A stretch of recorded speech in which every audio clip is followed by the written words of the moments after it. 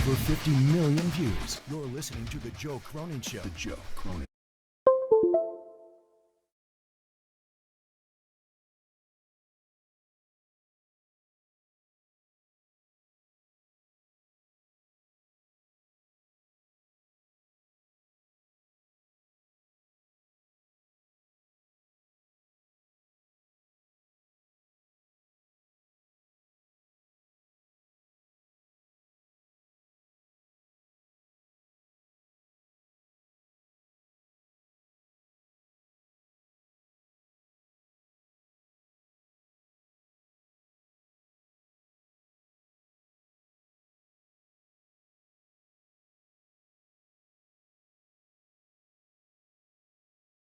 Call the show. I'll fuck your ass.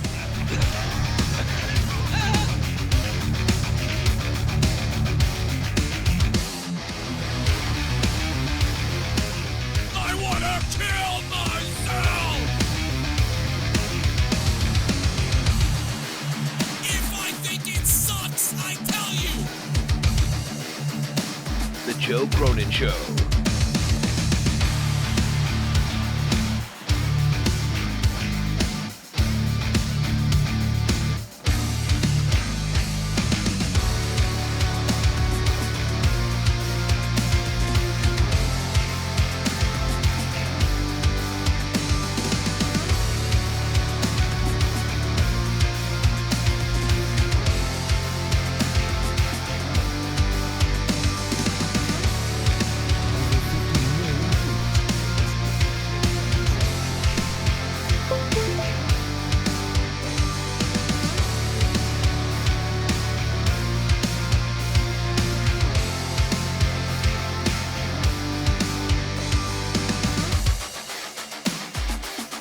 Welcome to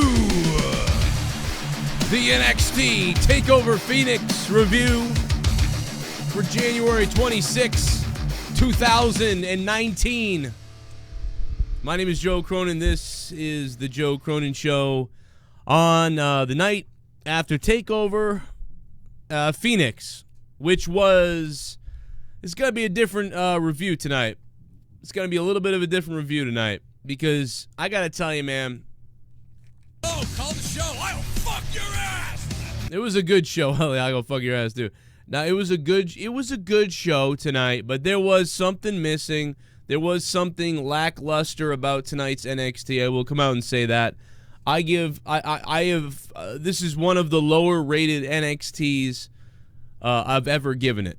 This is the lowest one of the lowest ratings I will ever give an NXT. Not the lowest rated, but one of the lowest rated NXT reviews that I've ever done. I think, just the way I'm feeling and everything, what's going on in my mind and everything. That's just the way I feel about tonight's show. Started all with the pre-show. I watch the pre-show on NXT all the time. WWE main roster, it's a hit or a miss. If I watch the pre-show or I don't watch the pre-show, whatever it is. Yeah, this certainly was not the best NXT TakeOver ever. I can't believe anybody would say that. Last NXT TakeOver was probably one of the best ever. If everybody remembers last NXT TakeOver, I don't remember what we gave it. We gave it like a 9 or a 9.5 or something. No Velveteen Dream was very enraging to me. I wanted to see Velveteen Dream. We didn't get Velveteen Dream. Whatever, I guess, shit happens. The pre-show starts. We hear from everybody. It was bizarre. I don't even remember the name of the I don't even remember the name of the panel guys. I know Sam Roberts, and I know the woman, Charlie Caruso, and they had a little interaction with Mr. No Personality from the Undisputed Era. I don't even remember the guy's name. The guy with the mustache. I forget his name right now because he's so boring I forget his name. But anyway, he came by with his stupid little Bell Award, and it was all right, but nothing to write home about. And then the crazy guy who was wearing shorts or jorts or whatever he was wearing with his suit, that guy was actually kind of funny tonight. I actually enjoyed his fucking wackiness at some points. But, I mean, better than what they do on the main roster, I guess. Basically, that pre-show was interesting, kind of. I watched the whole pre-show. I couldn't believe it. Was somewhat interesting what they were saying. Then Sam Roberts went kind of dark on everybody, and he just basically called like Bianca Belair like a loser or whatever. It was like, but I don't understand that at all. You know, they say it got Twitter talking or whatever they said. I mean, I don't understand why anybody would come to the conclusion that Bianca Belair has no chance and all these other things when Bianca Belair is undefeated. Bianca Belair was undefeated, and the only reason Shayna Baszler won against Kairi Sane is because her friends interfered. So why Sam Roberts would jump to the conclusion that it was just a garbage match. You know, I know that it's obviously they planned on doing that, him saying that. It was a big work to make her seem like an underdog. I'm very happy that Bianca, you know, okay, so this is the most controversial. I feel like this is one of the most controversial topics of the night, which also tells me this is the most interesting thing of the night. Now, I went into tonight a little bit biased. I went into tonight most interested in Bianca Belair and Shayna Baszler. I went into tonight also very interested in Ricochet and Johnny Gargano, because you knew that was going to be something cool. So I went into this night with most interest in those matches. So Sam Roberts sets up that, oh God, everything is stacked against Bianca Belair. She's got no chance, no business being here. But again, Sam, you must be a moron because she's undefeated. So what does undefeated mean if you have no chance whatsoever against somebody in a match who had to cheat the last few times in order to win? I didn't quite understand that U-turn in Sam Roberts' thinking, so it wasn't 100% believable. It was slightly weird and shocking in a way, so it did sort of get my interest. Like, what is he doing? What is happening right now? Now, it was probably planned, obviously, but whatever. Anyway, let's go into the show. Let's go into the show that we saw. And before we do that, let's play a donation. First of all, let's all pour ourselves a beer for Lucas Monzenmayer for subbing to the channel. Thank you very much. Pretty sure I just butchered your last name, but shit happens, I guess. Thank you for subbing to the channel, man. Appreciate it. This is the Joe Cronin Show NXT Takeover review. Super chat. Baszler and Belair are just god-awful. Jesus Christ. Why? I don't think it was awful. Why was it god-awful? I don't understand. I thought it told a good story. I don't know. Maybe I'm crazy. Am I the only person that likes wrestling anymore? Am I the only person that likes wrestling anymore? Fade to Black, thank you, man, for the $2. I disagree. I thought Shayna Baszler and Belair was a great story. One of the ones I was most interested in. War Raiders came out with a great opening entrance. They were one of the only people I felt like who got a special entrance. They had a really cool entrance. War Raiders. You know I love Hanson. Hanson is a guy who taught me, was one of the guys who taught me when I first jumped in a pro wrestling ring. And, I got to hang out with him when we were all training, and people like Kofi Kingston were there, and that was 12 years ago now, or whatever it's been. And, Sasha Banks when she was Mercedes.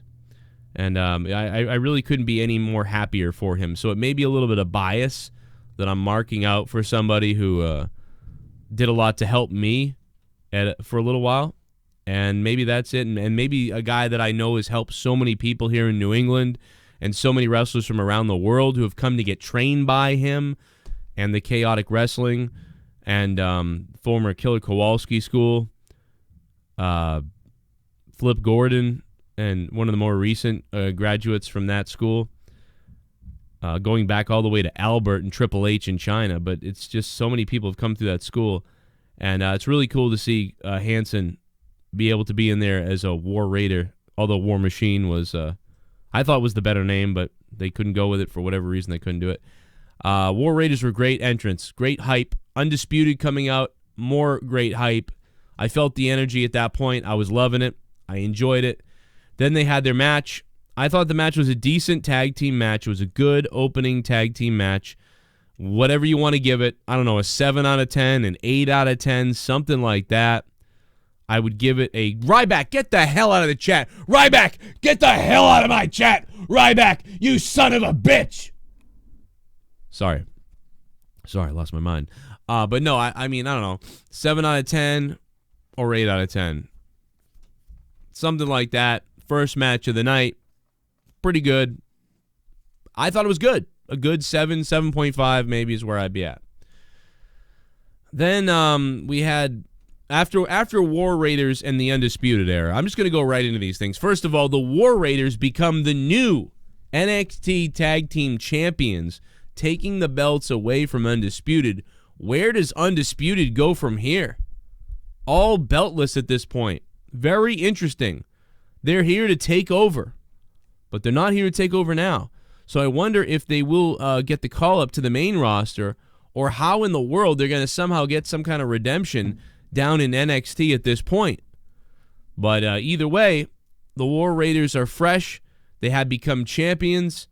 I was surprised, to be honest. I thought they would actually probably win around WrestleMania time when Undisputed would be called up. I am a bit shocked that War Raiders took it and became the champions. That was shocking to me. But anyway, I thought it was a good 7 out of 10 opening match. Phenomenal entrances. And then Matt Riddle came out to face Cassius Ohno again. And I just don't get it. I don't quite get Matt Riddle with his stupid no-shoes feet. I didn't like the flow of the match. I didn't enjoy what they were doing whatsoever. It was okay, but I wasn't feeling it. I didn't get it. I felt it went on way too long. I felt for that type of match, I felt what they did the last time when Matt Riddle first came out and just knocked out Cassius Ohno and won. That was about as good as this rivalry was ever going to get, apparently. Now, I'm not saying I knew that because I didn't, but I am saying now I do. I have realized that. I have now realized that, and they've done good stuff outside the matches. So as far as like the behind the scenes, like the stuff they've done, the storytelling, good stuff, I thought. Pretty good stuff. But as far as the execution in the match, it was, I believe, a waste of my time. So Matt Riddle versus Cassius Ohno was a 5 out of 10 to me. Not very good. And at this point, I'm thinking NXT TakeOver is about a 6 out of 10, a 5, it's probably a 6 out of 10. Then we get to Johnny Gargano versus Ricochet. And we get some of the most insane, I don't think I've ever seen this many consecutive dives, flips, flops, springboards, Asahi moonsaults, and just all kinds of crazy shit in this match, which I did enjoy, but I don't know if it's just me, despite the athleticism of Ricochet. By the way, the hype of Ricochet and Gargano starting this off, their entrance music got me hyped up. I was ready to go. Here we go, baby. When Ricochet comes out with that entrance, man, I'm like, here he comes, man. This is the shit. This guy's the balls. He comes out there, and they do some insane shit out there that was pretty cool. However, once again, it just felt like I was watching a video game. It felt like I was watching flip, flop, flippity flop, flip, flip, flop, flop, flip, flip, flop. I'm flipping here now. I'm flip, flop, flop, flip, flip, flip. And then, of course, Gargano had to rip the mat up from the outside to expose the concrete, because that's what he does every match he's in. The same thing every match. And what a great athletic match, or a great athletic thing it was. Not quite a wrestling match, but it was a thing. Very long match, and I can't believe the stamina of these guys at this point, especially for Ricochet completing several like big moves after exhausting himself. And the bottom line is, I thought the match was really cool. It was fun to kind of watch it. I'll probably go back and watch it again. And I'd probably give it like an 8 out of 10. I guess I'd give it an 8 out of 10, maybe a 7.5. Only because it lacked a bit of, it didn't really have any heart to it. It was just, let's go out and be badass. Here we go. And that was cool, but it was just so away from anything I recognized as wrestling that I just thought it was weird. Something about it wasn't right, even though it was awesome in a way. It was weird. It was like watching the new Star Wars movie. You know, you were like, wow, this looks amazing. Wow, that scene when they, you know, have to kill the druids or whatever after they kill Snoke and you know, Rey and whatever, what a lightsaber battle or whatever. But then, you know, you realize that there's something wrong with the movie and it just seems not right. It's the same, I don't know, it's just the way I feel. I'm just not quite there. So at this point, I'm kind of feeling like, man, I'm not feeling NXT like I normally feel it. Like I'm really just sucked in by it. It's still a good show. No doubt about it. This is still a better product than the main roster. Whatever. So at this point, I'm feeling like NXT's a 7 out of 10. 7 out of 10. Then we get to Bianca Belair and Shayna Baszler. Did Sam Roberts give it away that Bianca Belair would win tonight by putting her just painting her as such an underdog? They painted Bianca Belair like a major underdog. I want to tell you guys that, you know, I've been saying for 2 years that I like Bianca Belair. I really enjoy her. Ever since I saw her in the Mae Young Classic when Jim Ross called her match and she whipped that girl with her hair. You remember she whipped that girl with her hair? JR was like, Bianca Belair is vicious. She's absolutely... And then Bianca whipped her with her hair like... And fucking JR goes, whoa! What the hell? JR just goes, oh! What the hell? It's like, dude... That was exactly your reaction when you saw Belair whip this girl in the corner with her fucking hair like a goddamn Mortal Kombat character. But you know what? That being said, to me, Bianca Belair is a character. I feel that she's a character of some sort. She does that turn thing. She's got the hair. She looks nice. She sells pretty well. Shayna Baszler sounds like a 14-year-old boy. Now, she goes out there badass, and she has been badass. In fact, Shayna Baszler is more badass than Dean Ambrose is, okay? And I'm not even a big fan of Shayna Baszler. Don't really like the whole MMA striking shit. This is supposed to be wrestling, not fucking Frogger or MMA fucking striking. I don't like it. I don't like it. But anyway...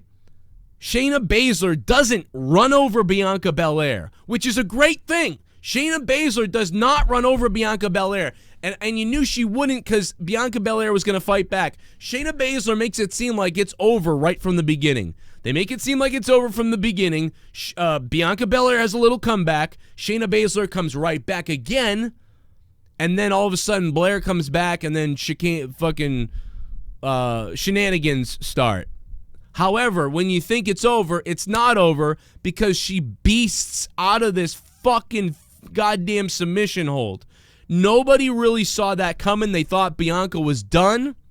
And then when she got out of it, people started to believe that, oh my God, she's going to win as the underdog. But then she doesn't win as the underdog, and Shayna puts the hold back on again. And then she beasts again. And now the crowd is starting to buy into Bianca Belair. This is how you tell a story. This is how you build Bianca Belair, somebody that some of the crowd likes and some of the crowd doesn't. And I can tell by the chat that some people like her and some people don't. This is something that can make more people like her. You want to see her become the champion. Now you want to see her become the champion more than you did before because that was beast what she did. Now she ends up losing. Again, Shayna Baszler has help from her friends. But Bianca Belair does something that pretty much nobody's done before, and it creates sympathy for her. So much sympathy that at the beginning the crowd didn't really care. They maybe expected a tap out, and maybe they even thought Belair could win because of the underdog stuff, but the crowd didn't hear the pre-show, so maybe they have no idea. But then they started to buy into her. Because of what the wrestlers did in the match, they began to buy into Belair heavy at one point, at the end. So Bianca Belair does not need to win, okay? How did that work out for Asuka? It painted her into a corner. Let's take a look at old Catman. Bianca Belair should have never lost. It's not about me getting what I want. It's wrong. It's wrong.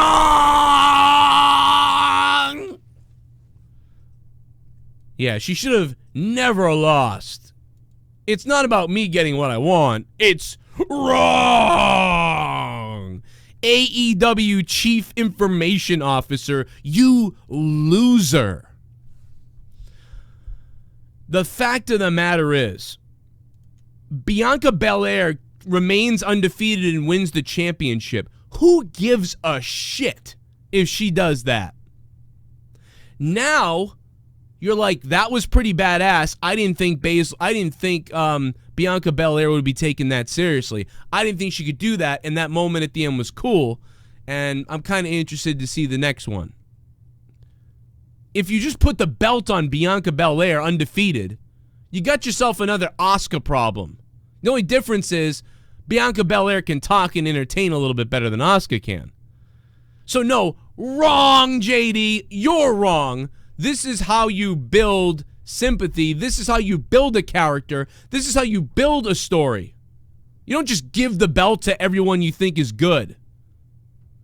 Shayna, Bianca Belair finally lost the match. She's ruined. Oh, it's over. Ruined. It's over. JD, I'm sorry. I don't want every wrestler to be Brock Lesnar, Goldberg, or an MMA streak.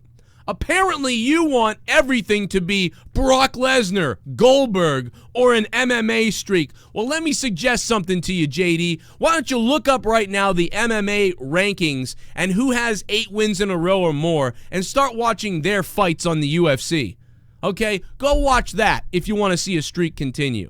If you want to see a story in wrestling, you can stick around with this. But if you want everybody to remain undefeated when you like them, then, I mean, I don't know what you're left with, because at some point somebody has to lose.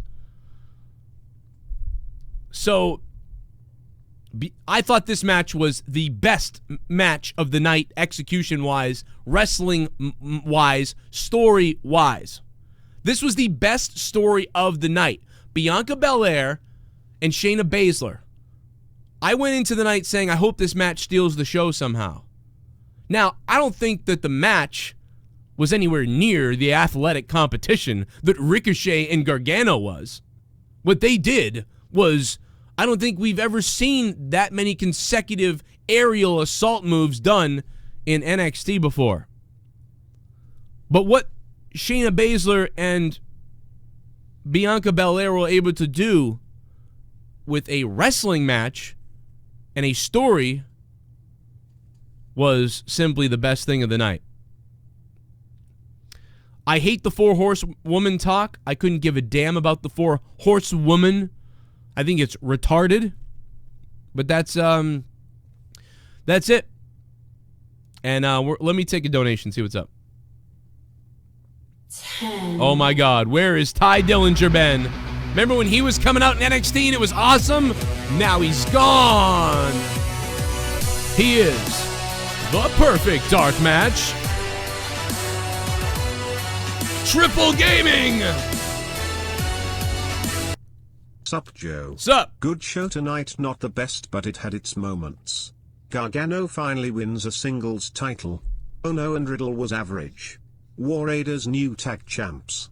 Baszler and Belair was okay, and main event was good as well. Possible DIY return. 8/10. It's a possibility. I don't get why they're doing that, but whatever. Triple Gaming, thank you for the $10, man, and keeping me on the air and keeping my show going so I don't have to leave YouTube and go become a waiter somewhere. Thank you very much for the donation. I appreciate it. So let's get to the last match I almost couldn't care about. By the time we get to Aleister Black versus Ciampa, and Aleister Black is, the knee is hurting me, and we've seen this already a million times. And then Ciampa rips the mat up at the end and does something on the outside. I get it. Him and Johnny Gargano both do that. They're both together now. They both have title belts. Kind of an interesting story, I guess. wasn't really buying the last match. Strike, strike, strike, punch, strike, kick, kick, kick, strike, kick, false finish, false finish, false finish, strike, kick, oh my knee, false finish, strike, finish, win.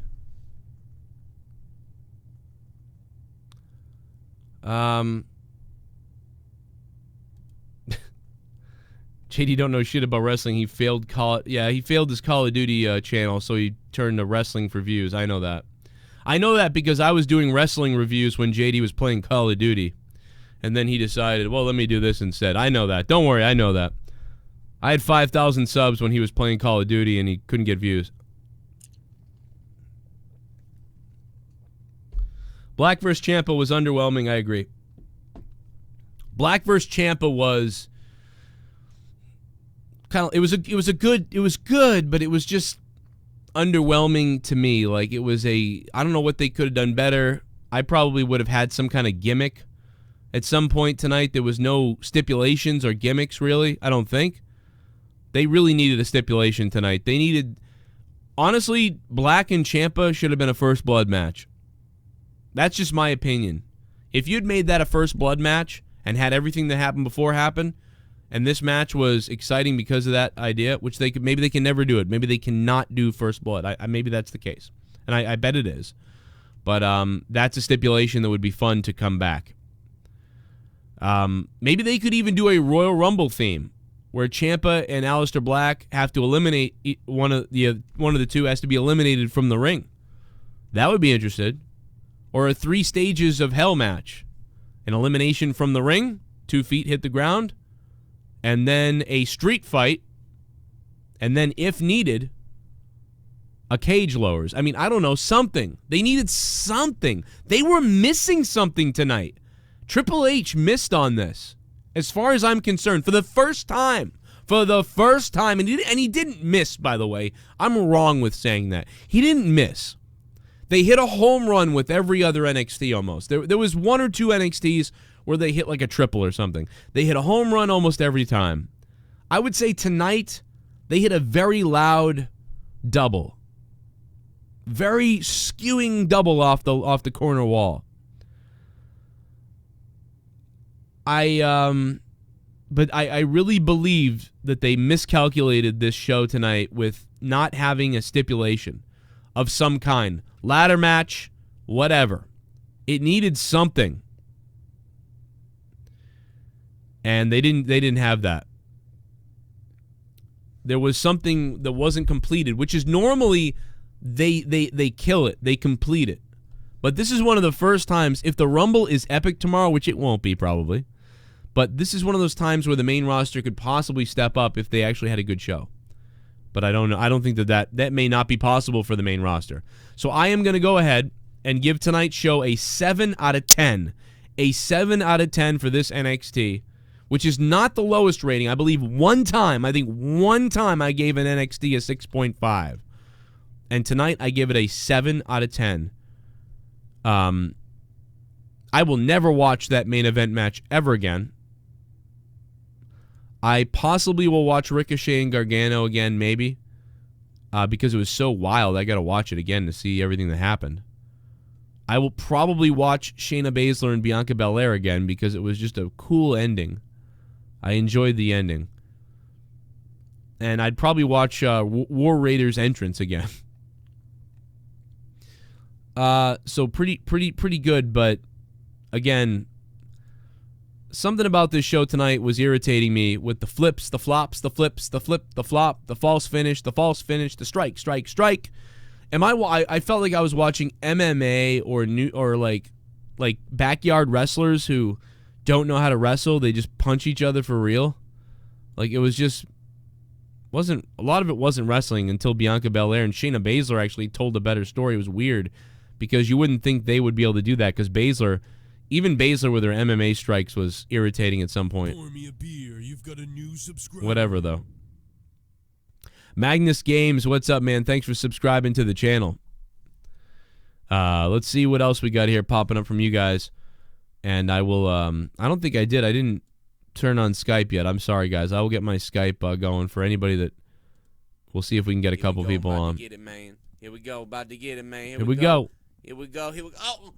Oh, no. Storyline was good, wrestling wasn't for them. Neither one gets me excited for a match. Baszler looks awkward in the ring. Belair just boring. I don't think Belair is boring, though. Like, I don't know. Maybe it's just me. I actually like how she sells and what she does. I mean, she might get worse, but I've seen her in a couple matches. I don't know, and I've enjoyed a couple matches she's been in. She doesn't do she's a kind of got a throwback style. You know, it's not crazy, but it's she sells well. She punches like a wrestler. She moves like a wrestler. I don't know, Baszler moves like a stiff MMA fighter. Party. Fade to Black, thanks, and Lee Wharton, thank you for the one, man. Appreciate that. Thanks for dropping me some love. Let me pull up my Skype here. Michael, too serious. Yo, what's up, Michael? Uh-oh. We lost Michael. I tried to take the call, Michael, but it hung up on me, it did. I'm sorry, man. Probably. Let's beast.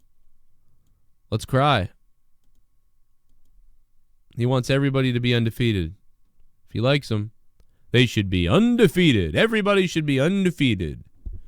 According to JD from NY City. I'm sorry. 339-226-6610 if you guys want to call. Sometimes Skype works. Sometimes it doesn't. 339-226-6610. The number is down in the description box below. If you didn't see it, I'll try to put it up for you guys as usual. And we'll go from there. Super chat coming in. Ricochet, the man gravity hides away from. Man of 1,005 holds. Man of 1,005 holds. Thank you, man, for the donation. A 7 out of 10 for him.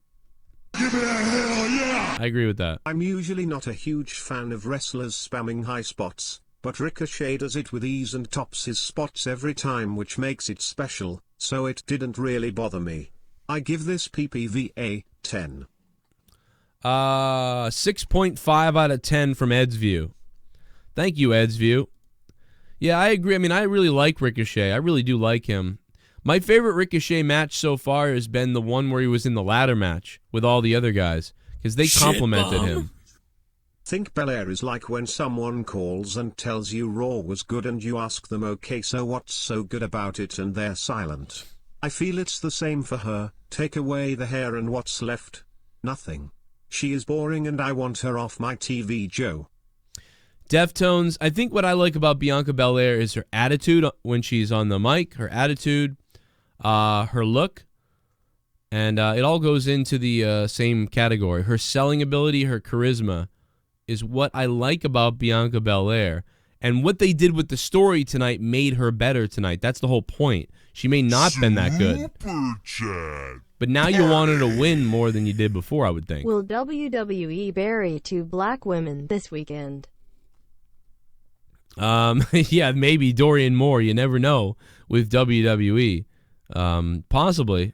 Maybe it'll be like last year where the 2 Asians won, you know? They'll be like, you know what, we gotta do this, man. We gotta do this.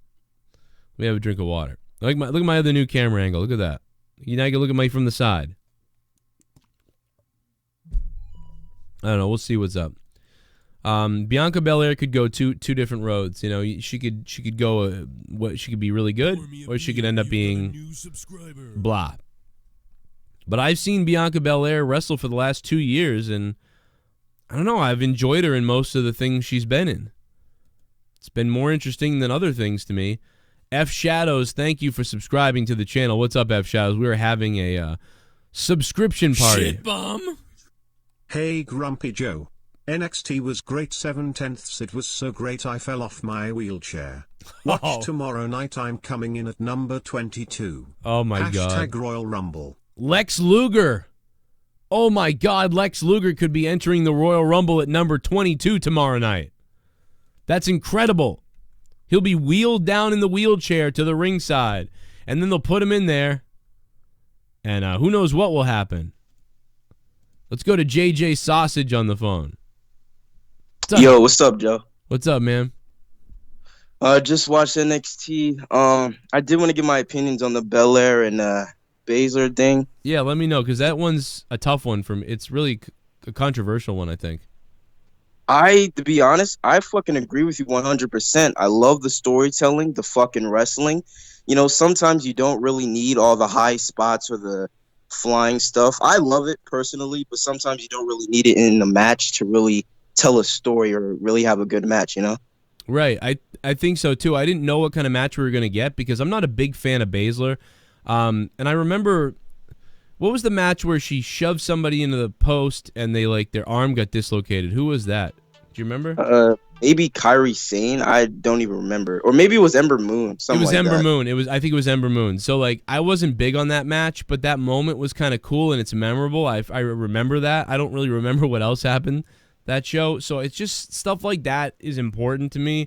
And after a match where people were just flipping and diving and everywhere, and it just doesn't connect with me. Like Bianca Belair trying to get out of that hold at the end is one of the things I remember the most about tonight.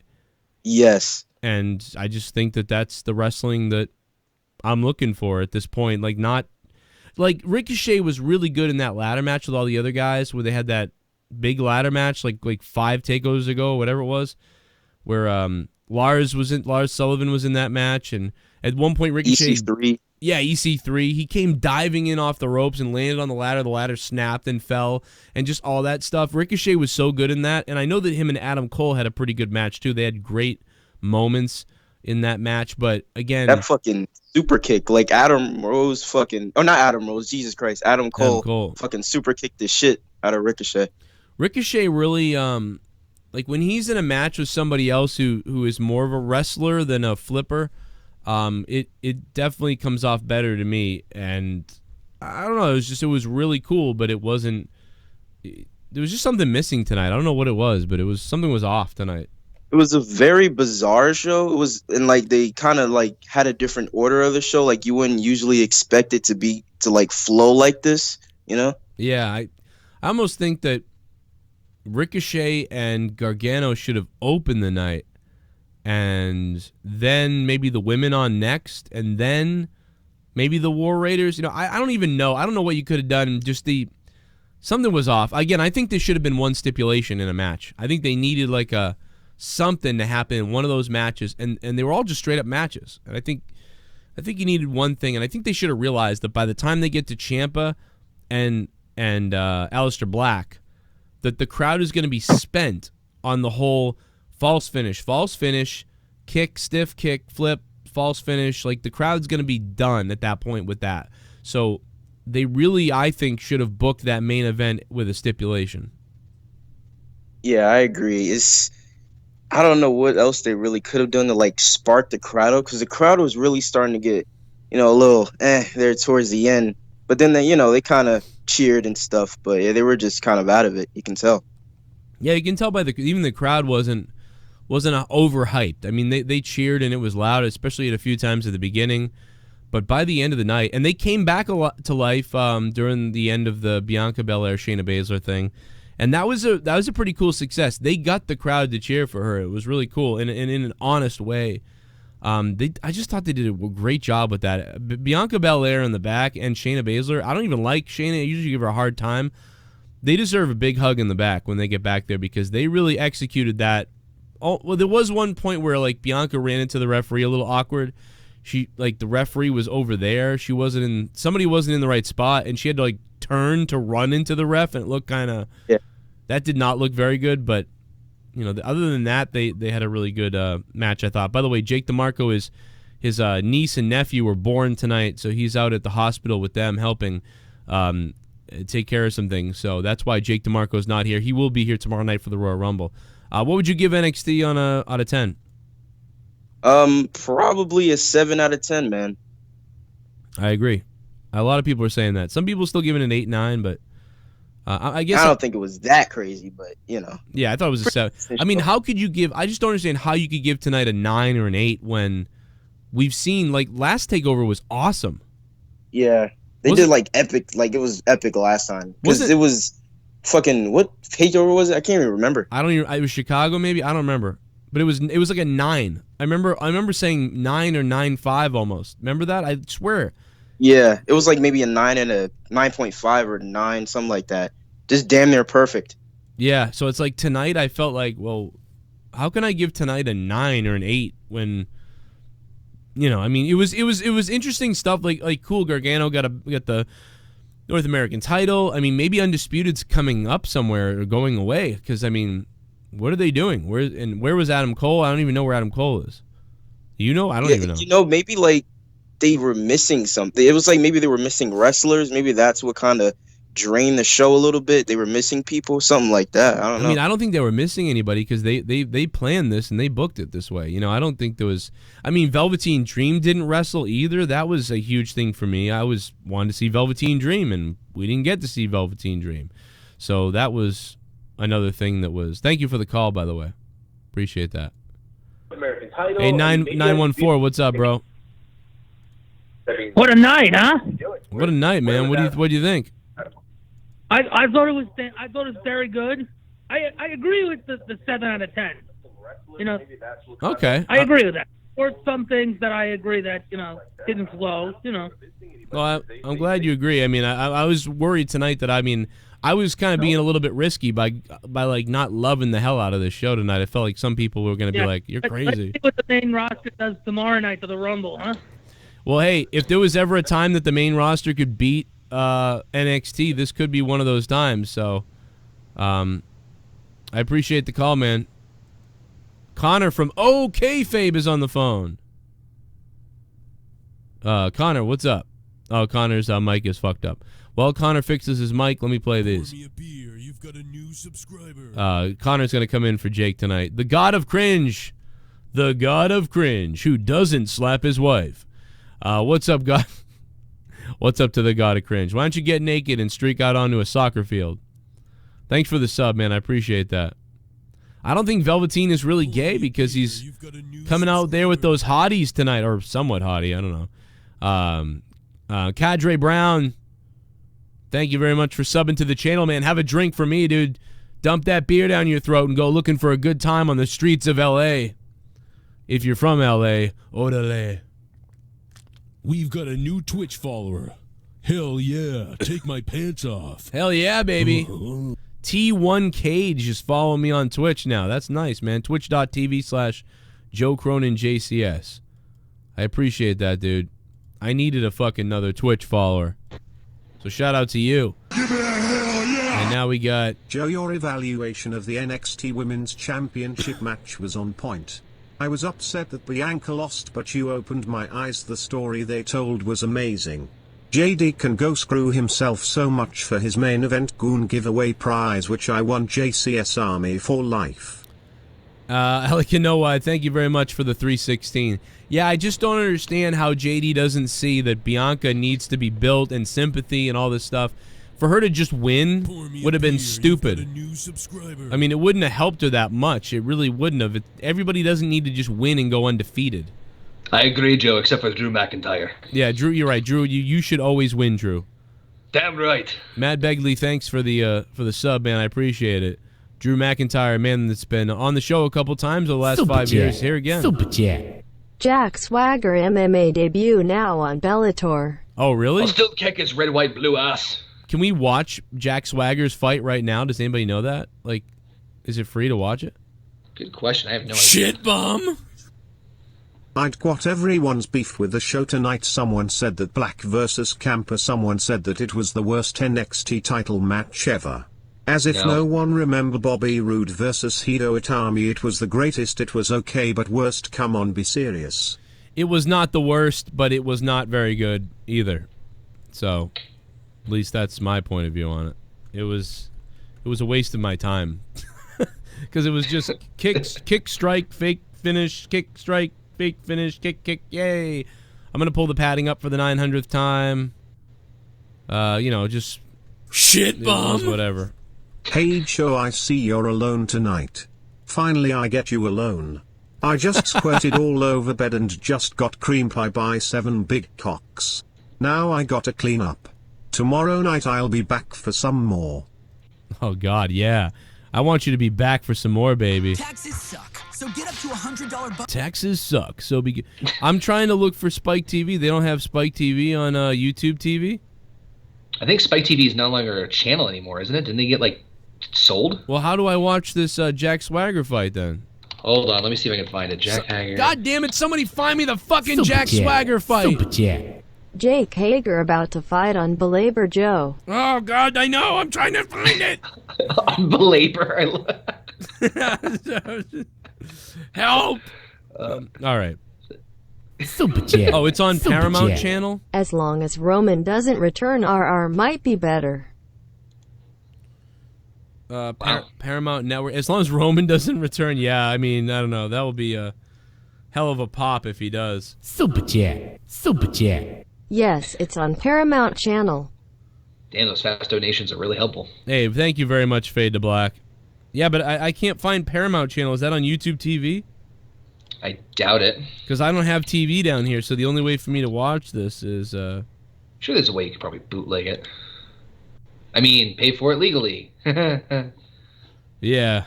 I don't think I have that on... I don't see it. Wait a minute. Paramount Channel, it's Paramount Network, used to be Spike TV. Oh, okay. Does anybody know if it's on Decent show. Liked the psychology around the knee injury in the main event. Brought back memories of $1 Million Man, the model, and Greg the Hammer Valentine. However, the absences were noticeable. No Cole, no CREAM. Too bad. Yeah, I agree. I mean, I didn't see any comparisons to anybody like that tonight. And shout out to the Merge.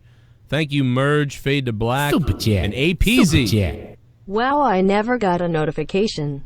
Nigel is awesome. I agree. Nigel is awesome. Nigel's awesome. Moro was pretty awesome. Was okay tonight. He was a little dialed back tonight, I felt, but that was kind of how the show was.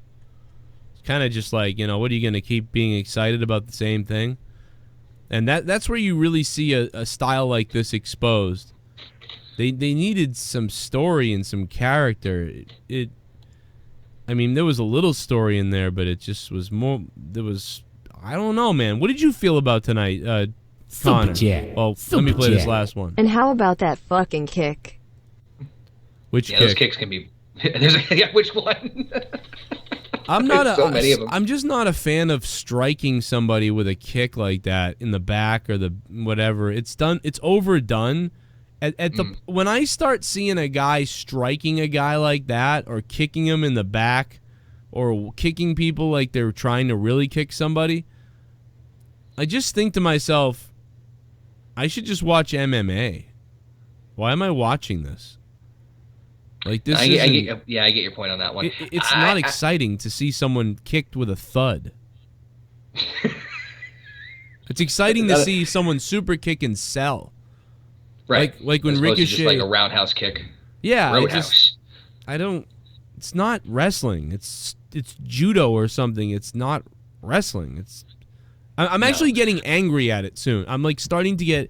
If anybody's been watching my NXT Takeover reviews, I mean forever, since the day one, I loved it, and slowly, it's becoming more and more about these kicks and strikes and MMA and. No. It's not good. I don't like it. I'll watch MMA first. Stop being MMA. You're wrestling. Stop fucking flipping everywhere and stuff. Anyway, go ahead. What do you think about tonight?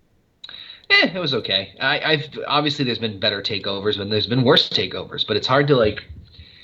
I don't know. I think a lot of it was the fact that Gargano and Ricochet, fucking that just saved the whole show for me. I love the tag team match. I thought the tag team match was pretty solid. I love the entrance. That fucking that was great. Yeah, the what do you call it? The War Raiders entrance with the Vikings and shit. I thought that was badass. That was awesome. I thought I agree. By the way, I was kind of listening. I was trying to listen a little bit in before I got in. I 100% agree that the women's match was much better than certain people were giving it shit for. I don't know why.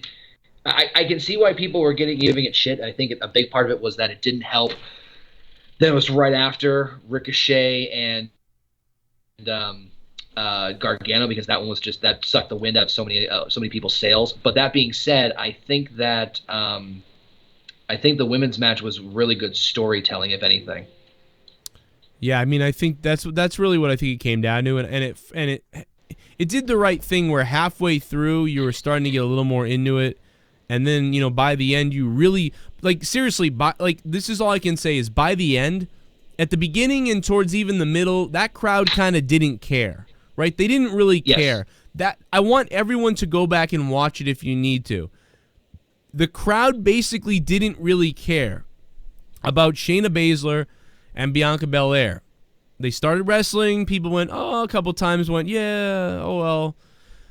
But by the end of the match, people started going, ooh, and there was a hum in the crowd and a buzz for Bianca Belair. That was fucking awesome. Okay, I want people to really realize this. In like a fucking rear naked choke or whatever. Was that a rear naked choke? I don't remember. I think it was. Kind of like a modified sleeper, basically, but yeah. Kind of like a sleeper hold or something. Whatever the submission that Shayna Baszler had her in, people really began to get on board and then cheer for Bianca Belair by the end of it, and then got behind her. I want, and by the way, everybody, there's no arguing that. That's not an opinion. The people got behind her. They did. Go listen to the first half of the match. People were kind of tired from the Ricochet match and everything, and oh, here comes the women that we didn't care that much about tonight. All of a sudden, people are cheering for Shayna Baszler. I mean, for Bianca Belair. Yeah. And the timing of everything, the timing of her whipping Shayna in the stomach, that was when the emotion started to chime in. They fucking told a story and grabbed the crowd. It's not necessarily storytelling. I'm starting to hate that term too, but more that they got the crowd. How the hell did they do that? That's impressive. They didn't have Ricochet to do a Phoenix Splash. They didn't have Ricochet to do a triple sow cow off the top rope. They didn't have that. They did it. They did it with a submission hold of her trying to break a submission hold. That is wrestling. That was amazing that they did that. I was already kind of into them because I kind of liked their banter. I thought there was some interest in the storytelling leading up to this, and I was really happy with what they did with that. That was one of my most favorite things of the night. And obviously Ricochet and Gargano would be a match you could watch again in full. Although, like I said again, it doesn't seem like a wrestling match to me. It seems like an aerial video game, but still it was awesome, but wasn't that it just wasn't wrestling to me. It was weird. It was just too much flip here and now I'll flip there and here and there. And I definitely agree with you. I mean, you go back and watch the Baszler Bianca match, and shit, the first time, she broke out of that submission twice. The first time they went nuts, and then they went back really quickly to it and think, okay, this is the actual time and then she got out of that. The crowd went even crazier. Because there were so many different moments in that match where you had the interference, the second choke out. There were a bunch of moments where okay, this is it, fucking okay, it's done enough. But they kept going. And I think I've been saying this for so long, the biggest problem I think, one of the biggest concerns I have with NXT right now is they don't have many women stars. A lot of the female stars have left. They haven't really done a good. The only other one that was besides Bianca they were building up was Kairi Sane. She isn't doing really much right now. And then Lacey Evans was starting to grow, but now she's fucking on Raw or whatever now. Right. And so I was worried about this match because no offense to Bianca, they haven't really done much of a job building her up, but goddamn, if she didn't get over like Rover tonight, fucking A. Yeah, it was pretty cool, man. I mean, oh yeah, by the way, Swagger would destroy CM Punk. Yeah, I don't even need to see him fight. CM Punk sucks in MMA. He does. He really does. Now you know why he didn't compete in sports in high school. You know what I mean? CM Punk Fuck you. Are you listening, Phil Brooks? You suck. I was entertained by you in wrestling, and then you left and went to pretend to be tough guy. And I'm not saying you shouldn't have done it and you can't do what you want, but I'm a selfish wrestling fan, and I wanted my Phil Brooks in a wrestling ring, and I don't get that. So I'm gonna have to go ahead and tell you to go fuck yourself, you big-eared fucking idiot. I hope your brother steals your piggy bank again. How about that? Hey, I think the Swagger match is over. Did he win?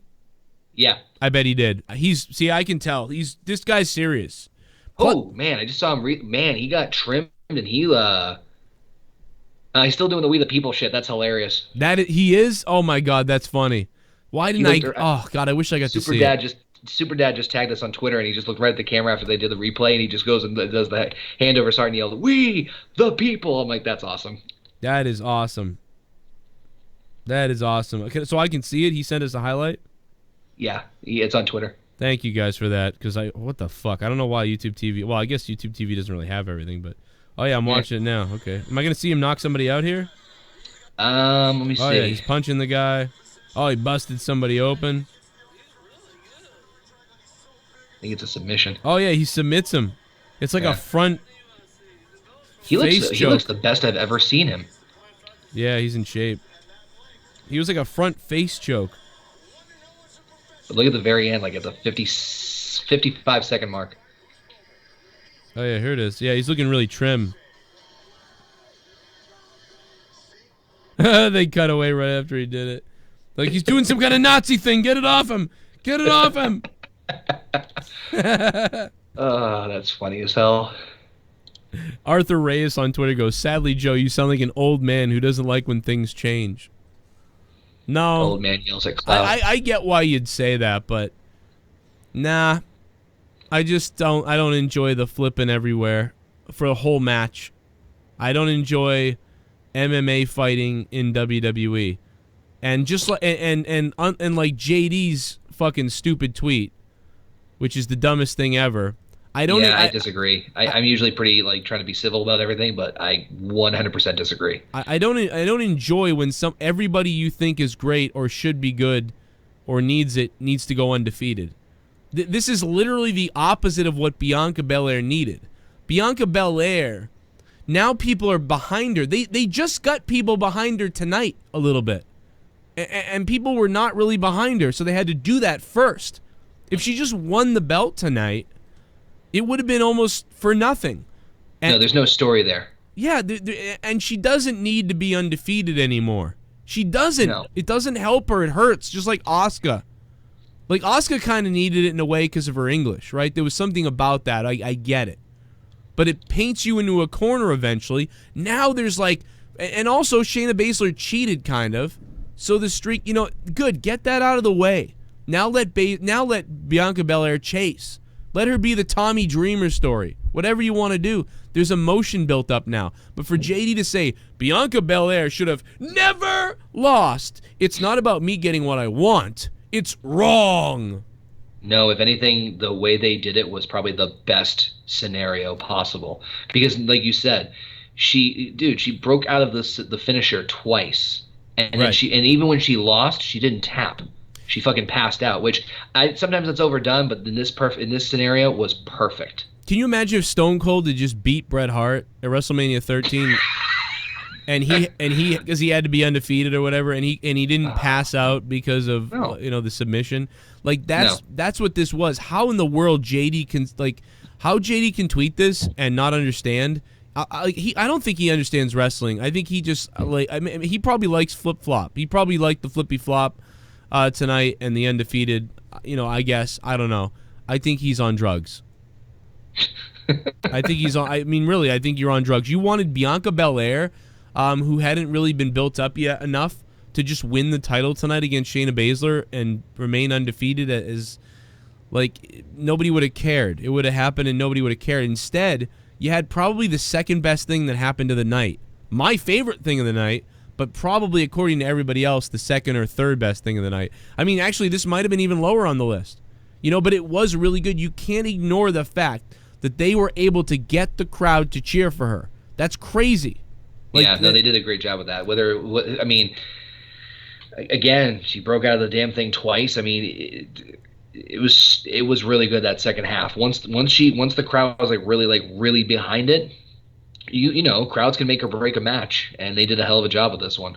It was not the in-ring flippy shit that we got just a minute ago with Gargano and Ricochet, which I think kind of burned out the crowd a little bit. But man, if they're able to bounce back from that, you know, like the crowd going nuts for Gargano and Gargano and Ricochet, and then go into that match and then still have the crowd get sucked in like that, good shit. Well, that's what it was, is like, right, the crowd's asleep now because they just saw the most insane thing, like, ever. They saw the most consecutive high-flying moves. I think if you were to count every high-flying move Ricochet did and maybe, you know, added both of them up with Gargano and him, I don't think that's ever happened. I think that was the most aerial match ever in maybe all of WWE, and I'm not kidding. So, no, I think that's a pretty accurate statement. So you had to follow that, and the crowd was quiet, and then you were able to make the crowd. At one point, they went, oh, they all went, oh, like consecutively when she fell over. Like, it was like they really meant it, too. Like, oh, damn, like I thought she was going to do some epic shit. Like, people really got sucked into that. That in and of itself is amazing. Even if you were at home and you were like, oh, I thought Baszler and, you know, Bianca was boring. I didn't really like it. Well, that I can get that if you felt that way, and maybe then it didn't come across as well on TV. But in the arena, those people that had been quiet started to buy in, and that's pretty amazing in this day and age. It's not, you know, it's amazing that Ricochet has the athletic ability he has. What he does is amazing and really cool, but it's like anybody who can do aerial acrobatics can go out there and do a bunch of crazy flips everywhere and make the crowd cheer for that. Anybody can do that, but not anybody can write something down and say, we're going to try to tell this story, and then go and then have the crowd. That is really hard to do. I know some people think I'm crazy right now. They're like, what are you saying about Ricochet and stuff? But I liked Gargano and Ricochet's match. It was really awesome and fun to watch. It was wild, but to me, it was way more telling that Bianca Belair and Shayna Baszler were able to get the crowd to respond to what they were doing at the end than to see what Ricochet did, because obviously the crowd's going to cheer when you do like a Phoenix Splash from the inside to the outside, or you do a whatever moonsault off the top, or a running Asahi moonsault from the outside apron. Like, when you do stuff like that, you know the crowd's going to go, whoa. You know it, but you don't know if they're going to remain silent for the whole Baszler and Bianca Belair match. Now, the flip side of that could be, well, why were they quiet? But they had to follow that. Like, that's so fucked up. You made those. That's the big thing that blew my mind. You made those women follow that fucking match. Yep. Like, I would have put Riddle there, but they made those women follow that fucking match. How the fuck? I'm surprised they didn't open with Gargano Ricochet, to be honest with you. That's what I said earlier. I said they should have opened, and then maybe the War Raiders tag match, and then maybe the Riddle match. By the way, I thought the Riddle Ono match was horseshit. I don't know what you thought of that. It's sad because I think it was one of, and this is going to be a crazy thing you might hear me say, I think it was Ono's best performance since coming to NXT. Really? I'm not saying I enjoyed the match. I'm saying I think that was Ono's best performance. Maybe it was. I got to tell you, Riddle just looked like he was all over the fucking place. My favorite performance from him was when he got run over in 3 seconds. Last at War Games last November? That was the last one then. War Games was the last show. Yep. That was my favorite Cassius Ono moment so far, was him getting run over by Matt Riddle, because that was exciting. It was like we didn't really think that was going to happen, and then it happens all of a sudden, and then he runs him over. Like, that was an awesome way to start the show. Tonight was missing, I believe, a stipulation of some kind in one of the matches. I think we'll get it at the WrestleMania one. I think there's going to be, I think, some sort of rematch, if not Bianca Belair and Shayna.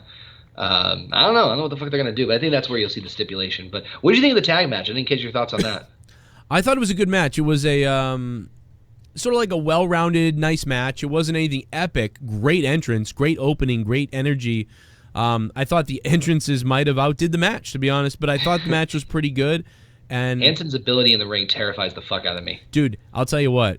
I was telling people about this earlier because he's so much bigger now. When he trained me, he didn't really train me, but he when he was handsome. What was it, Handsome Hanson? Right, Handsome Hanson, Johnny Hanson or whatever. Yeah. He was way lighter, and he could move like back then. You were like you could be like the Rockers. So to see how big he's gotten is really weird and scary. But he's also got that background with the Killer Kowalski style, so now it kind of fits him in that way. But yet he's so athletic still. It's very bizarre and wild how he can do that. And I will say, and he didn't, I was only in the ring with him for a couple weeks, but he wasn't training me forever or something like that. And I trained with a lot of other people afterwards. But he was very athletic then, very agile, and now he's such a big dude. But yeah, that when he did the like the springboard thing or whatever, the off the rope and then the double elbow. Yeah. That stuff is, I love when people see that. People still haven't seen him do the stuff he can do. Like the he can take a back body drop from the top rope. He can do a shooting star press off the top rope. We haven't seen that. Like he can do he can do a lot of shit that he still hasn't done. In fact, we saw a couple moves at Cold Fury when me and you went out to see him and Cody Rhodes and everybody that we still haven't seen in WWE. That was him and Dunn. That's right. I remember that. That was wait a minute. What was it? Oh, JT Dunn. Yeah, it was JT Dunn. Yeah. Okay. Yeah.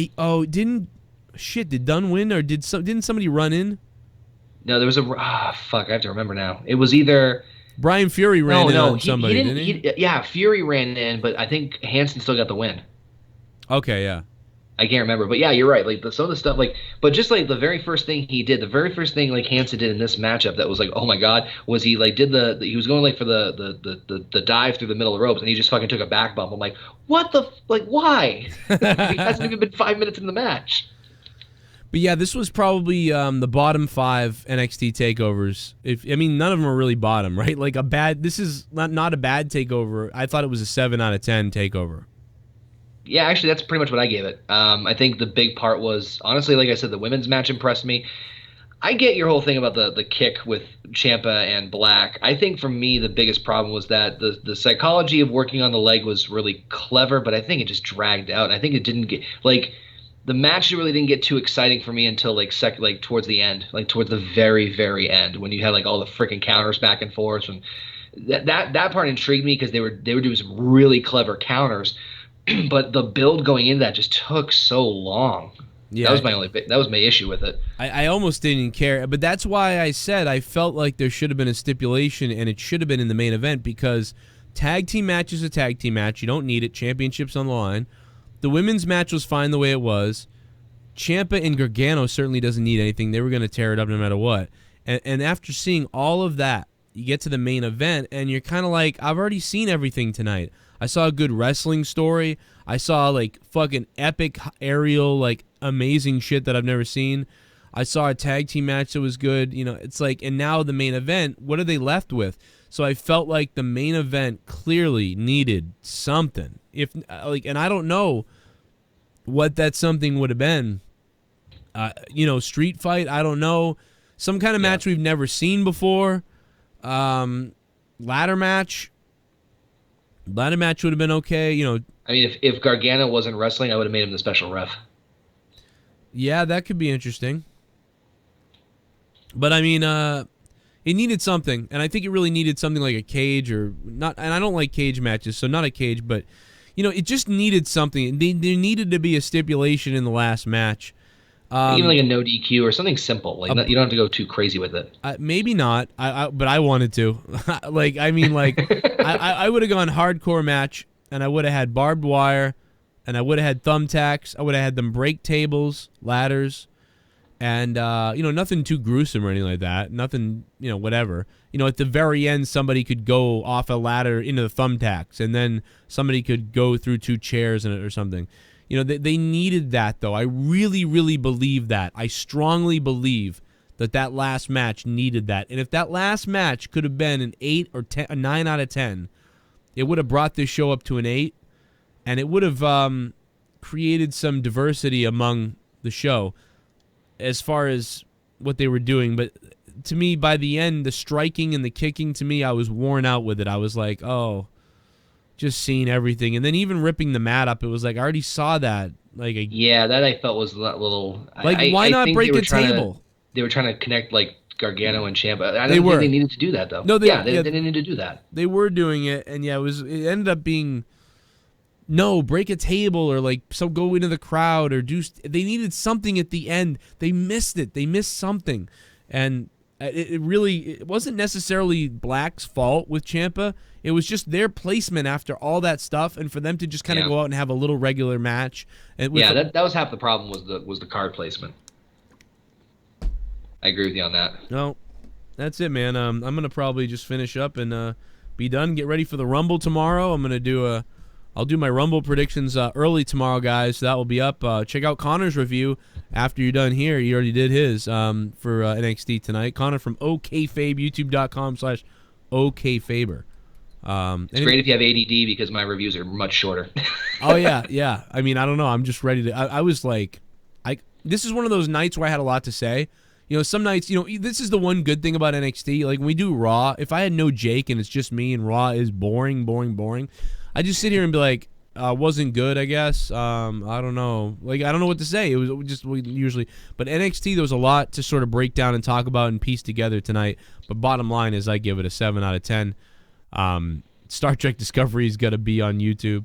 I'm going to go watch episode 2. But, yeah, I'd rather watch the Orville now than Star Trek. I appreciate that. Well, Connor, man, I'm going to get out of here and wrap up, man. I appreciate you coming by, and I hope everything's good. And hell yeah. Thanks for coming on, man. Anything else you wanted to mention about the show that we didn't talk about? No, I think the biggest thing for me is I'm curious what the hell they're going to do for the next one, because I think they've left so many things open, and because you can tell there's going to be a changing of the guard soon, whether it's like the call-ups or whatever. So It's going to be interesting to see, like, if not this next takeover, which I don't know what the fuck for WrestleMania, if not that one, the next one after for I think it's Money in the Bank. It's going to be interesting to see like what change, like, because I think I still say Undisputed Era is getting called up at Mania or after Mania, but bottom line is I'm curious to see like when they change guard and things are going to start changing over, what the fuck's going to happen. It really feels like Undisputed Era is coming up soon because they have no belts, so I feel like their last effort to win again, and they'll lose, and then they'll come up. Also, Velveteen Dream not being on tonight. I like that they incorporate... did you hear about what happened after the show went off the air? No. So apparently, and people were tagging, I think both of us, because a lot of people tagged us in the same thing. Right. Apparently, after the show, actually, Fade to Black, shout out to him, he's the one who tagged us all in this. Oh, thanks, Apparently, after the show went off the air, Aleister Black, Ricochet, and Velveteen Dream all celebrated, like, posed in the ring and shit. Oh, that's weird. So a lot of people are speculating, like, oh, maybe they might get called up to the main roster soon. Velveteen Dream, right, because none of them have belts. Yeah. That's very interesting. Maybe Dream and Black. I don't think Ricochet. I mean, he's just getting started. Do you think all those guys could show up in the Rumble? I definitely think so. I think that I would much rather see Tommaso Ciampa, honestly, because I just want to see him be a dick to everybody in the Rumble match. Well, plus, you know, like the Rumble's a good place where people can kind of come up and be in the Rumble, but then that doesn't mean they're on the main roster. It just means they entered the Rumble. You know, everybody gets a shot at the Rumble, so that is a great way to sort of debut someone and be like, oh shit, here he is, and then they go back down and then they can re-debut again later. Yeah, I think I wouldn't be surprised if we see all three of them. I definitely think Pete Dunne's also going to be in there because they need to represent the UK brand. Pete Dunne is such a wasted talent where he is right now, and I know that he's not because he's building the UK brand and whatever else, but dude, Pete Dunne, I mean, again, me and you saw him against Velveteen Dream in Lowell. It was so good. Shade. Pete Dunne should be on the main roster, and I'm not joking. This guy is really good. He should be somewhere at this point. He's being wasted. Not enough people are watching him. Give him the IC title, let him be the workhorse on Raw. Dude, oh my God, man. And if you could let him wrestle the same style with the same attitude, this guy should be a star. If they fuck it up, they're idiots. He's like basically like William Regal meets Shawn Michaels or something. Like it's like a mix of, I don't know, a couple Owen Hart or something. Like he's just a mix of different guys, but he's his own guy. He's his own character. He feels authentic. He feels like a kind of like a hockey player, like a it's a mix of it's like William Regal with like a dash of Kurt Angle, Yeah, he looks like Brad Marchand on the Bruins or something. He just looks like a prick. It's true. Just looks like a prick. I don't know, man. Bring him up. Just, if they could. But I'm telling you, the feud they're doing with him next in UK, I didn't know much about the guy. His name's Walter. Yeah. Holy shit. Yeah, Walter's up in the UK NXT, right? Yeah, but I didn't know anything about him until he showed up at the takeover they did, and I did some research. Holy fuck, that's gonna be some good stuff. Yeah, it probably will be. People have been waiting for him for a while. Over there, I've only seen a few of his matches. But I mean, only because the first time I heard about him, people were saying Walter, and I'm like, are they talking about Killer Kowalski? And then I found out, no, it's a guy, is a wrestler named Walter, and so then I started watching him a little bit, and so I kind of understand. But yeah, the first time I saw him live was that takeover, so we'll see what happens. He only has one name, like Beyonce or Cher. Yeah, and he's scary, man. But Vince McMahon gets a hold of him and he becomes Snitsky, so that was the point. Why does Walter have a foot fetish and kicking babies? Why does Walter like hair? All right. Well, we'll see what happens tomorrow night for the Rumble. Connor, I'll talk to you later, man. All right. Thanks, man. All right. Connor from OKFabe. Thank you, Connor. Love you, bro. Super chat. Super chat. FirstRowSports.com. Joe under MMA section. Free. Oh, God damn it. Fade to black. Thanks, man. I should have played that one about 20 minutes ago. I could have watched Jack Swagger beat up some guy. Bomb?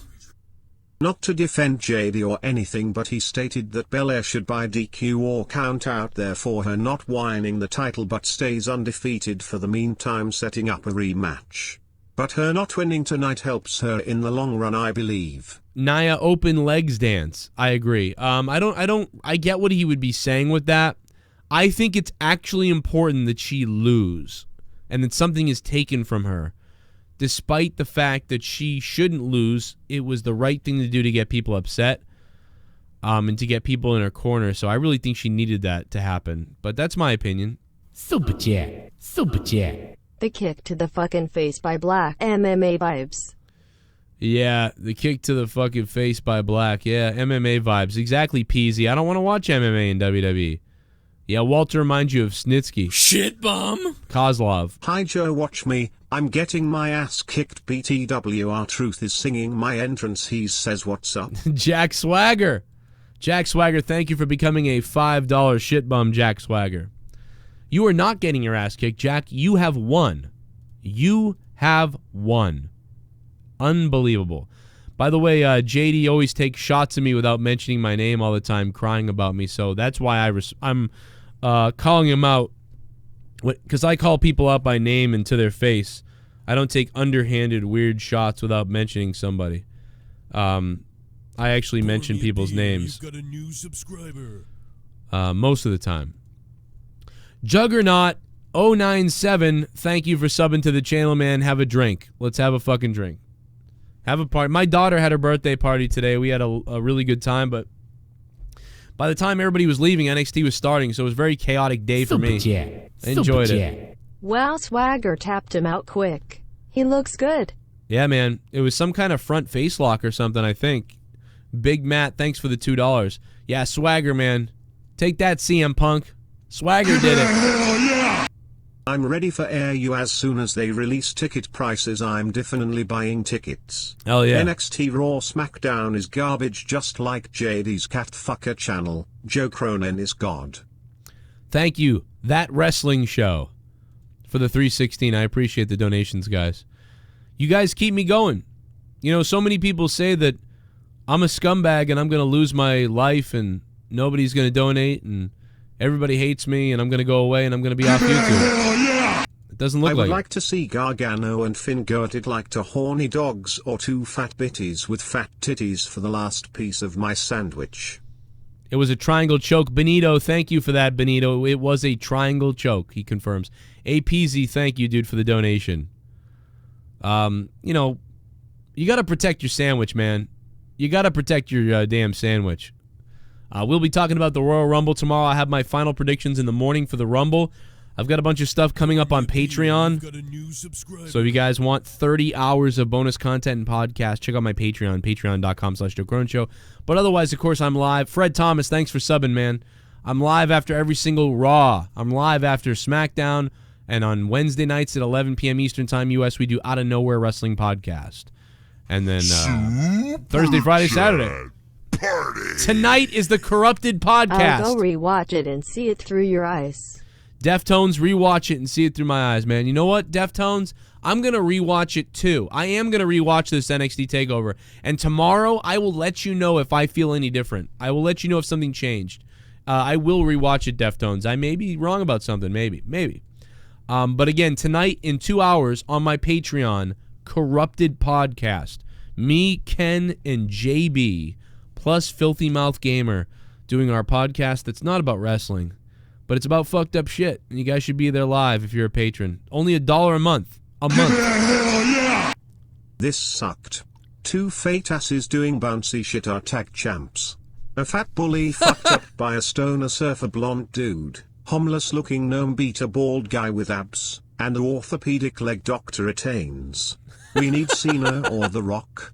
These silly dorks. 8/10. He says all that shit and then he gives it an 8 out of 10. The Goon. Goon, what the fuck? Super chat. Super chat. I meant Champa Pon to Dedo NLO Joe to Joe.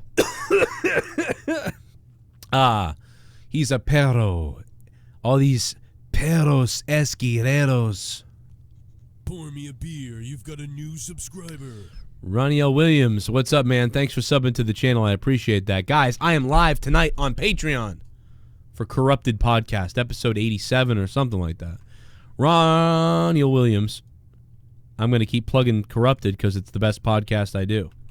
Well, sometimes. Here we go. I'm about to get it, man. Here we go. About to get it, man. Here we go. Here we go. Here we go. Oh, no. Boston is going back and forth with Golden State anyways. I give this takeover a I don't care for too many dives and kicks all night. Yeah, dives and kicks all night. Nate from VA 804. Thanks, Nate. How are the Celtics doing right now? I actually turned the fucking... I forgot to turn it off. God damn it. I forgot to turn it back on. I had it on the other room. Oh, god damn it. Golden State won. Wow, we lost by 4 points. Jesus, dude. Come on, man. Oh, well. I haven't even seen the Bruins games in the last couple of days. Nate, thank you for that. I appreciate that. Goon is trolling. It was a good troll by Goon. That was funny as shit. You've got a new subscriber. I should have thought of all that. Craig LeBruno, thanks for subbing to the channel, Craig. What's up, dude? I appreciate that. If you guys want to find me on Twitter, remember my Twitter account is @CorruptedPod. That's @CorruptedPod. Since I'm banned for life on Twitter, I have to use my podcasts. You've got a new subscriber. If I make a Joe Cronin one, I get banned. Because I'm banned for life. Because how dare you say something goofy to MTV? Oh, no. Mike Griggs, thanks for subbing to the channel, man. Everybody's subbing right now. Everybody's subbing. Over 61,000 subs. It's going off right now. It's one of those nights. Super chat. Could have done without the toe sucking tonight. Yeah, that was weird. A little bit of toe sucking from Matt Riddle and Cassius Ohno. I think Matt Riddle's a goof, man. He was a goof tonight, at least. Wolf. Thank you, Wolf, 420, man. Smoke up, baby. Have a smoke for daddy.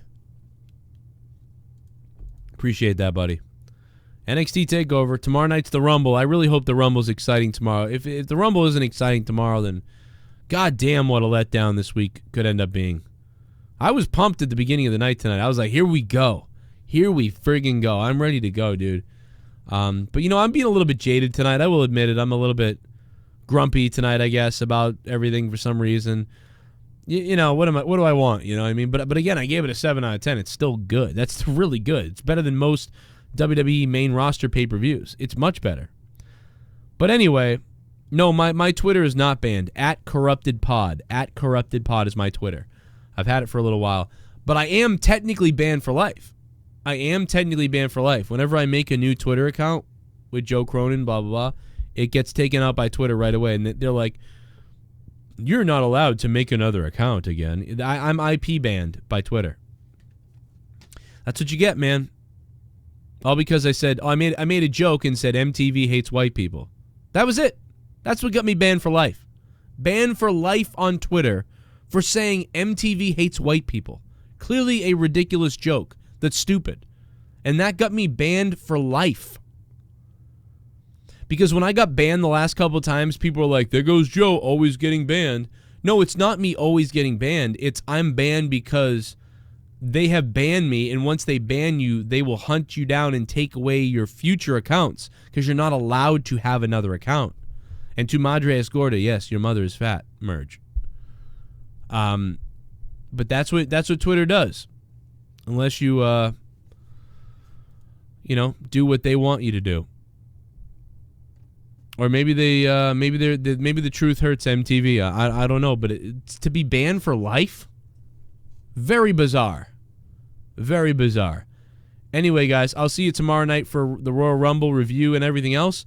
But stay tuned because in 2 hours, 1 a.m. East Coast time in the U.S., in 2 hours, I am live on my Patreon via the YouTube app. You can get the link and be a part of our show tonight.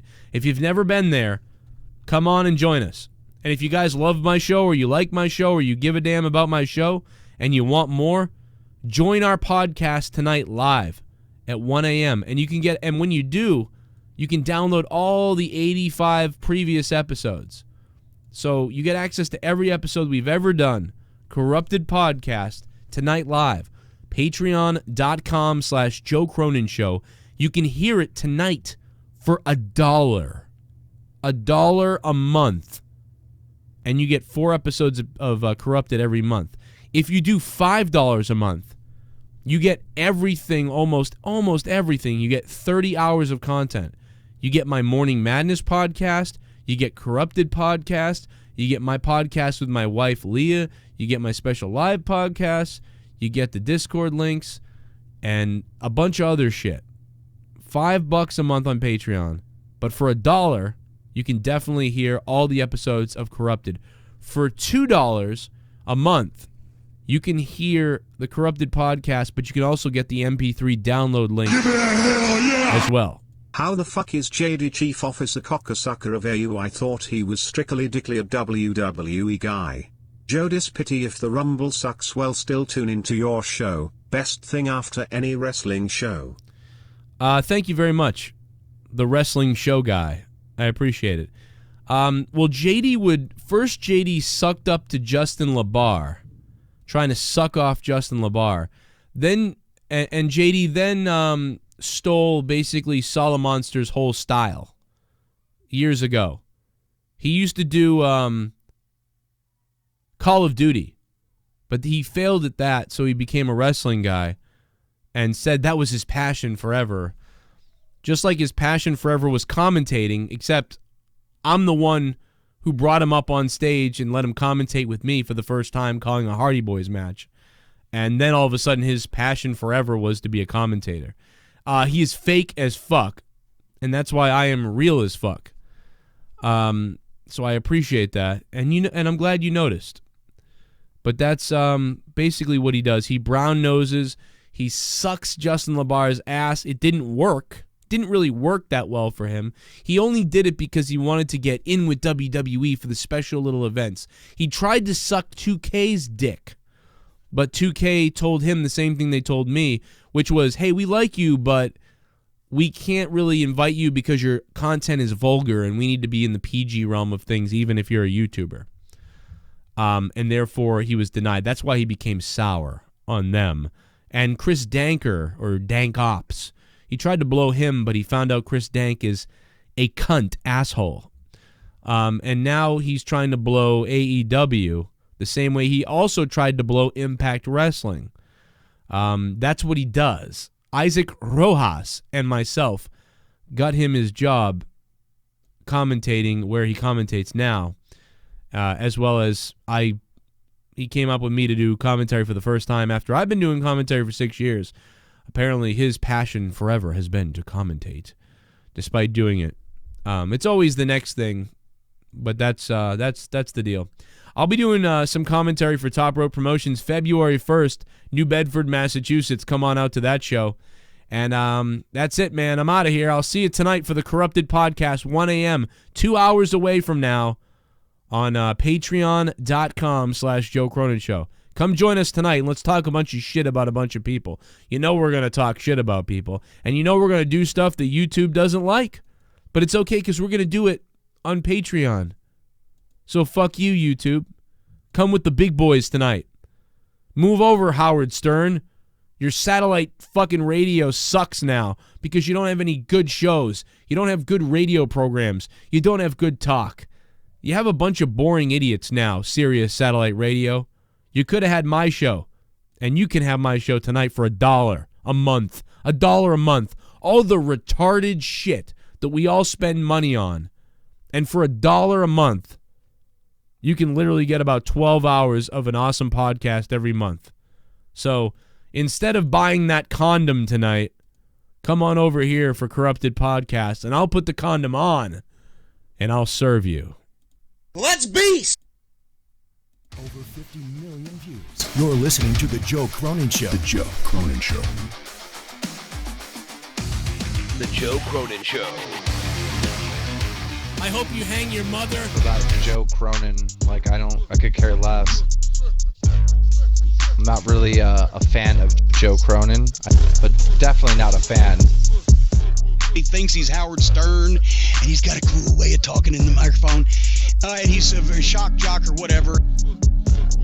I have to explain, he looks like one of those guys from Long Island that wants to be a white rapper. That guy is retarded, and yeah, I could care less about him, dude.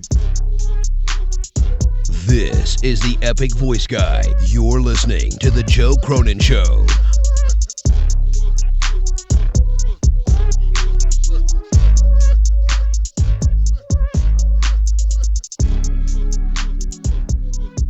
Let's beast! What's going to happen first? Joe getting a house for his kids and his wife, or the fact that he's going to get 100,000 subscribers? Which is going to come first? Probably neither. Fuck you! Merry Christmas, you pussy.